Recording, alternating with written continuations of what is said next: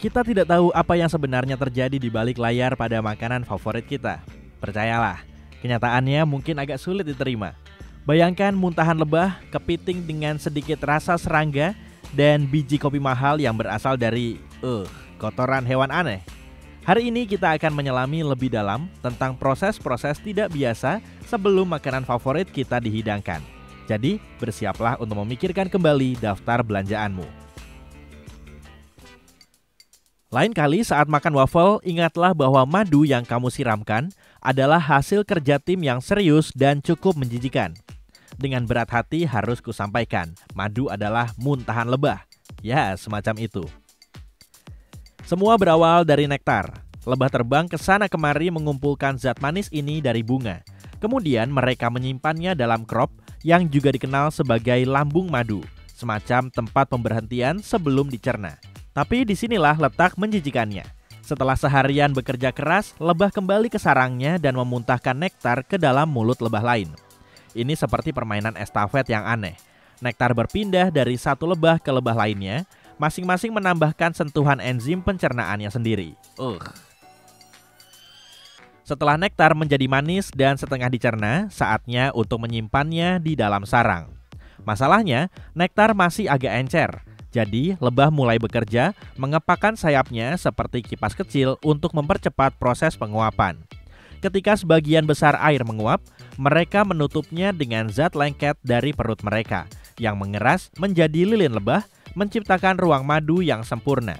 Dan jadilah madu, makanan lengket keemasan yang kita semua suka dan mungkin terasa agak menjijikan sekarang. Agak lucu bagaimana kita tidak tahan saat menemukan rambut di piring saat di restoran. Padahal, kita dengan senang hati mengunyah produk yang pada dasarnya tidak bisa dibuat tanpa banyak rambut.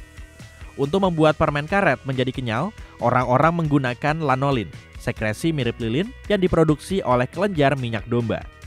Kelenjar ini membantu domba menjaga wool dan kulitnya tetap kedap air. Jadi ini seperti sebum manusia.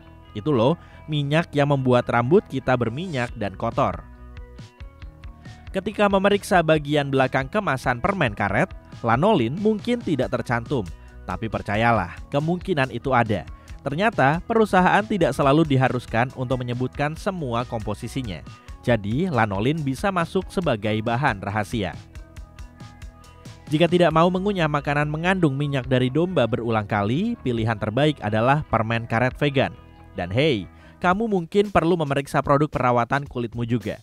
Ternyata krim dan lotion badan juga bisa mengandung banyak lanolin. Tidak suka mengunyah permen karet lagi sekarang? Aku paham. Tapi bagaimana dengan permen gummy? Memang sulit untuk menolak godaan warna-warni yang kenyal ini. Tapi beruang kecil, cacing, dan botol cola lucu ini punya rahasia gelap. Ternyata, memakan permen-permen ini sebenarnya tidak jauh berbeda dari mengunyah tulang sayap ayam. Permen gummy pada dasarnya dibuat dari sirup jagung, sukrosa, pati, air, dan bahan utamanya yaitu gelatin. Tapi bagian menjijikannya adalah produksi gelatin dimulai dengan merebus bagian-bagian yang tidak terpikirkan siapapun, seperti kulit, urat, ligamen, dan terutama tulang, biasanya dari babi atau sapi. Terkadang, permenmu bahkan mengandung kulit dan sisik ikan. Itu menjijikan. Idenya adalah untuk mengambil kolagen, protein yang paling melimpah dalam tubuh. Kolagen sangat bagus untuk memperkuat jaringan yang sangat cocok untuk memberi tekstur kenyal pada permen. Kecintaan terhadap permen ini sudah dimulai sejak tahun 1860-an, jadi aku tahu sulit untuk berhenti. Tapi jika tidak mau memakan permen dari potongan hewan, kamu bisa mencoba permen dari agar-agar.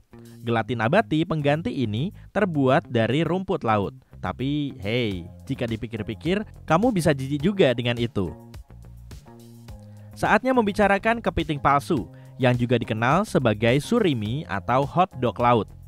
Julukan ini sangat masuk akal, karena terbuat dari campuran berbagai bahan seperti potongan ikan, tepung, dan perasa.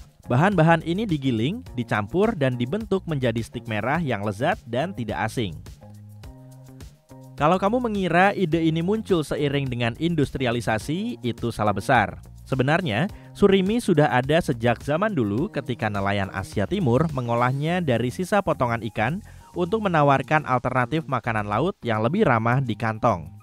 Tapi seiring waktu, cara ini menjadi sedikit berubah. Untuk membuat kepiting palsu tampak menarik, merek-merek sering menambahkan pewarna merah makanan. Masalahnya, sebagian dari mereka menggunakan pewarna yang disebut karmin, yang terbuat dari serangga kokinel yang dihancurkan. Ya, ini adalah serangga dari benua Amerika yang panjangnya sekitar 5 mm, dan mereka digerus untuk membuat pewarna merah cerah. Praktik ini sudah ada sejak abad ke-16 ketika digunakan untuk mewarnai kain. Tapi kini, pewarna merah ini digunakan untuk mewarnai semua jenis makanan dan minuman seperti es krim, susu stroberi, cherry maraschino, dan kepiting palsu. Jadi, lain kali saat makan makanan Jepang, ingat ini. Surimi adalah makanan laut palsu dengan sedikit kilau dari serangga.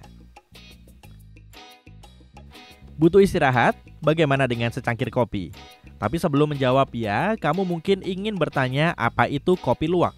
Kopi ini sering dikenal sebagai salah satu yang paling langka dan termahal di dunia.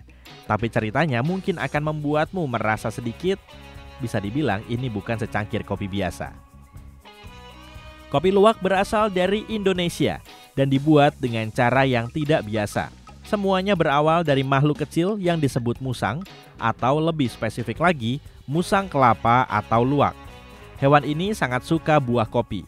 Mereka memakan buah kopi paling matang dan paling segar yang bisa mereka temukan. Nah, disinilah letak menariknya, atau menjijikan, tergantung perspektifmu. Setelah luwak kenyang, biji kopi masuk ke dalam sistem pencernaan hewan ini dan dikeluarkan melalui kotoran. Tapi ajaibnya, biji kopi tidak tercerna dan bertahan selama perjalanannya. Keluar dalam keadaan utuh. Hore! Setelah diambil, biji kopi dibersihkan, dipanggang dan diseduh menjadi sesuatu yang dianggap lezat oleh beberapa kalangan. Karena proses fermentasi terjadi di dalam perut musang, hal ini konon memberi kopi luwak profil rasa yang unik, tapi aku mungkin tidak akan mencobanya. Terakhir dalam daftar, jeruk. Ya, kamu mungkin tahu jeruk berasal dari pohon jeruk biasa. Tapi mari kita fokus pada jus jeruk, terutama yang kamu beli di supermarket. Jeruk memang kaya akan vitamin C, tapi jus itu juga bisa menjadi bom gula. Sebotol kecil jus jeruk bisa mengandung sekitar 8 sendok teh gula. Tapi lebih menariknya lagi, bahkan merek yang bertuliskan 100% jus jeruk pun tidak sesuai dengan klaimnya. Jus jeruk yang baru diperas memiliki masa simpan yang pendek, sehingga produsen menyedot oksigennya agar bisa bertahan lebih lama. Masalahnya, proses ini membuat rasa alaminya hilang. Untuk mengatasinya, mereka menambahkan perasa dari bahan kimia yang menyerupai sari dan minyak jeruk. Oh, dan masih ada lagi, pestisida. Ya, bahan kimia jahat yang disemprotkan pada kulit jeruk untuk menghalau serangga. Ketika seluruh jeruk termasuk kulitnya diperas untuk dibuat jus, pestisida itu juga bisa menyelinap masuk. Beberapa bahan kimia ini mengacaukan sistem saraf dan kamu pasti tidak menginginkannya. Tapi hey, jangan tinggalkan jus jeruk dari rutinitas pagimu dulu. Ini cara yang menyegarkan dan lezat untuk memulai harimu, yang syarat akan vitamin, mineral, dan antioksidan yang baik untukmu. Hilangkan rasa malasmu dan peras jeruk itu sendiri. Mantap! Jus jeruk segar, bebas dari gula tambahan dan zat aditif, segera datang.